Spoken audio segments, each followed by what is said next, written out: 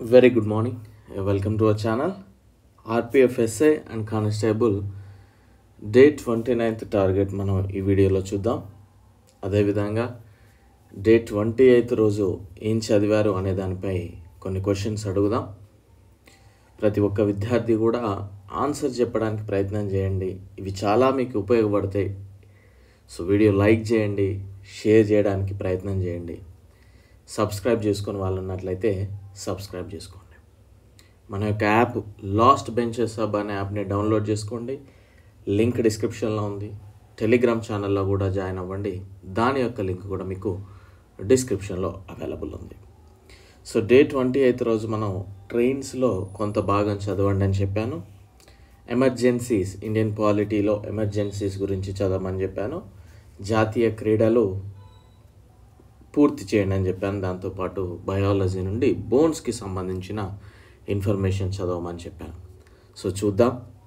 And అదేవిధంగా ఈ రోజు నుండి ట్యూస్డే నుండి మీకు యూట్యూబ్లో వీలున్నప్పుడల్లా ఎన్టీపీసీ గ్రూప్ డికి సంబంధించి క్లాసెస్ అయితే చెప్పడం జరుగుద్ది.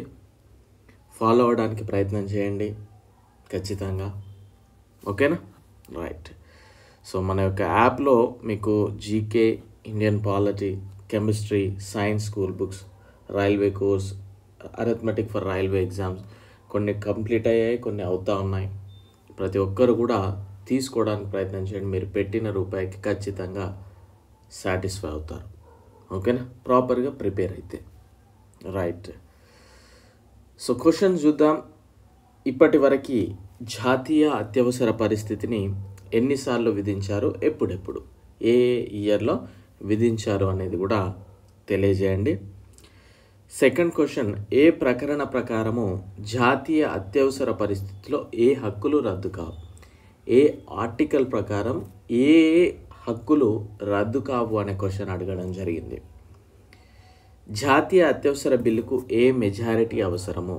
సాధారణ మెజార్టీ, ప్రత్యేక మెజారిటీ, ఇలా ఉంటాయి కదా. సో చూడండి అది ఒకసారి కూడా. ఫోర్త్ క్వశ్చన్, అత్యవసర నిబంధనలను ఏ రాజ్యాంగం నుండి గ్రహించడం జరిగింది? ఏ దేశ కాన్స్టిట్యూషన్ నుండి అడాప్ట్ చేసుకున్నాము మనము? 44th అమెండ్మెంట్ ద్వారా రాష్ట్రపతి పాలనని 1 సంవత్సరం కంటే ఎక్కువగా పొడిగించరాదు. ఒకవేళ పొడిగించాలి అనుకుంటే ఏ అంశాలు సాటిస్ఫై అవ్వాలి అంటే ఏ అంశాలు కనుక పరిగణలోకి తీసుకొని 1 year కంటే ఎక్కువగా రాష్ట్రపతి పాలనని పొడిగించవచ్చు అనేది క్వశ్చన్. ఇండోనేషియా జాతీయ క్రీడ ఏది? అస్థి మధ్యలోని ఏ ప్రోటీన్ వల్ల రక్తం అనేది ఉత్పత్తి అగును? వెన్నెముకలో ఎన్ని ఎముకలు ఉంటాయి? ఎన్ని ఎముకలు? ఇక్కడ నేను జతలు అడగలేదు, ఇండివిజువల్గా అడిగాను. ఎన్ని ఎముకలు ఉంటాయి? ఎముక మరియు ఎముకని కలిపేది ఏది? అది ఏ ప్రోటీన్చే తయారవుతుంది, ఏర్పడుతుంది? సో ప్రతి ఒక్క విద్యార్థి కూడా ఆన్సర్ చెప్పడానికి ప్రయత్నం చేయండి. ఓకేనా? దయచేసి ఆన్సర్ చెప్పండి. సో 29th రోజు కనుక చూసినట్లయితే ట్రైన్స్లో మరికొంత భాగం చదవండి. మొత్తం 3 రోజులు అనుకున్నాం. అదేవిధంగా ప్రెసిడెంట్స్ అండ్ వైస్ ప్రెసిడెంట్స్, రాష్ట్రపతులకు సంబంధించిన పూర్తి సమాచారము, దానితో పాటు వైస్ ప్రెసిడెంట్స్లో లిస్ట్ చదవండి సరిపోతుంది. రాష్ట్రపతికి సంబంధించిన పూర్తి సమాచారము and at the same time ఎవరెవరు రాష్ట్రపతిగా ఉన్నారనే ఒక ఆర్డర్, అదేవిధంగా వైస్ ప్రెసిడెంట్ ఆర్డర్ లిస్ట్, ఆ 2 చదవండి. అండ్ వార్స్, యుద్ధాలు చదవండి. ఏ యుద్ధాలు ఏ ఇయర్లో జరిగాయి, ఎవరెవరి మధ్య జరిగాయి, ఎవరు విజయం సాధించారు అనేది మనం చదవాల్సిన అవసరం డెఫినెట్లీ.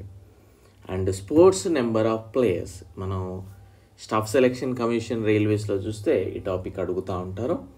అంటే ఏ క్రీడలో ఎంతమంది పాల్గొంటారు? సో మనం అంటారు ఇది ఈజీనే కదా సార్ అని. బట్ ఈజీనే అని కొందరికి స్పోర్ట్స్ మీద అవగాహన ఉంటే ఈజీ కావచ్చు. ఇప్పుడు ఖోఖో గేమ్ అనుకోండి, అందులో ఎంతమంది ఆడతారని నన్ను అడిగితే నేనే చెప్పలేను. సో అట్లా. సో ప్రాపర్గా చదవండి definitely. Sports and number of players ఈరోజు ఇది చదవండి. అండ్ దయచేసి క్షమించాలి, ఎందుకంటే మీకు లాస్ట్ టైం ఎగ్జామ్ పెడతా అని చెప్పాను, నేను నాకు ఉన్న వర్క్స్ వల్ల పెట్టలేకపోయాను. బట్ ఎట్ ఎనీ టైం ఈ వీకెండ్లోపు మీకు ఖచ్చితంగా పెడతాను ఆ ఎగ్జామ్. ఓకేనా? ఎట్ ఎనీ టైం డెఫినెట్లీ ఈ రోజు అంటే పెట్టే రోజు వరకు ఏమేమి టాపిక్స్ చెప్పానో అవన్నీ కూడా అడగడం జరుగుతుంది. అండ్ అదేవిధంగా ఎన్టీపీసీ గ్రూప్ డీకి ప్రిపేర్ అయ్యే వాళ్ళు తప్పకుండా వీలున్నప్పుడల్లా క్లాస్ చెప్పడానికి ప్రయత్నం చేస్తా. అర్థం చేసుకోండి, నా సమయాన్ని కూడా మీ రూపాయికి ఖచ్చితంగా విలువ ఉంటుంది, ఖచ్చితంగా నేర్చుకోగలుగుతారు ఇక్కడ మీరు. So I wish you very good luck. Thank you. Bye.